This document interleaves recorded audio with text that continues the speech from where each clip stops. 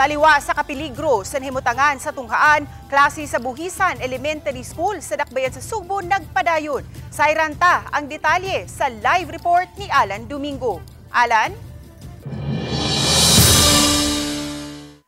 Yes, nining pagbukas sa tuig tingtungha usas gitutukan karon sa Department of Education o banusab ang lokal kamahalan sa Dakbayan sa Sugbo ang sitwasyon sa eskwelahan sa Barangay Buhisan din gihulagway sa mga eksperto nga dili luwas alang sa mga magtutudlo ug sa mga tinunan.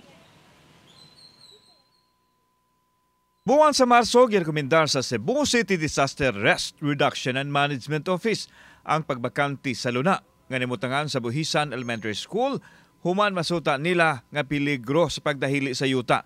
Gani dakong mga liki ang mitumaw mismo sa buhatan sa ilang principal ug doon na usay mga classroom nga nang liki. Apan tungod kay walay laing kabalhinan gibahigayon ang blended learning diin sa higayon nga modaot ang panahon ipatuman dayon ang modular learning sa mga tinunan. Kini samtang gipangitaan og malungtaron nga solusyon ang problema. Gibalikan sa GMA Regional TV ang tunghaan, giablihan nila ang klase kagahapong adlaw og normal ra ang pagtungha sa mga bata. Apan giabandonar na ang principal's office tungod sa mga dagkong liki. Samtang ang principal ni balhin na lang sa laing opisina sa sulod gihapon sa tunghaan. Mato ni Gemma Amarillo nga gustuhon manilang mobalhin tungod sa kahadlok apan wa sila'y kaadtuan, hinungdan nga dobling amping ang ilang gihimo nga malikay sa disgrasya ang luna nga ilahang nahimutangan. Sa kasamtangan, adunay mokapin sa 700 ka mga nagpa-enroll sa Buhisan Elementary School. Wala ingon nga amo jung i-abandon or mag-modular mi wala. Ang among kasabutan dito kung mag-uwan og kusog mo na nga mo shift mo into MDL particularly kanang modular.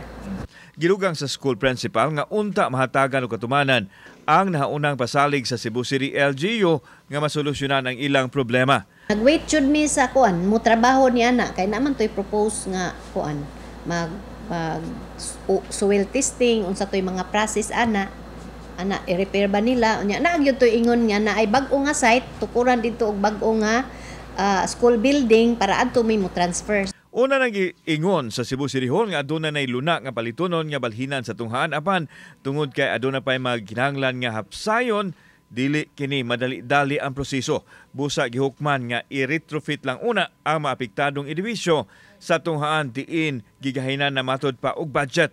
Apan sa dili pa masugdan ang trabaho gikinahanglan himuon una ang soil testing kung haum pa kining okupahan sa tunghaan.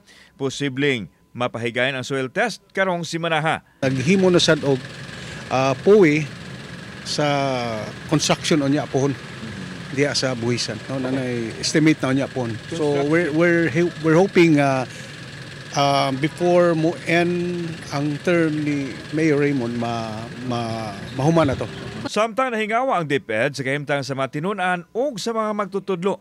Makigalayon ang DepEd Regional Office sa Cebu City LGU alang sa hinanaling kasulbaran sa problema sa tunghaan sa Buhisan. I want also to see with myself with the mayor with the barangay captain and the school header ug unsa gyud ang namong mabuhat, no?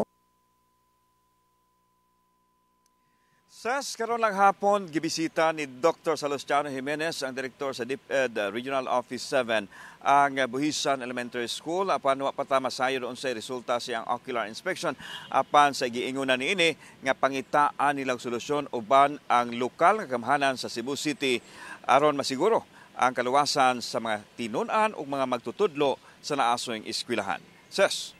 Daghang salamat, Alan Domingo.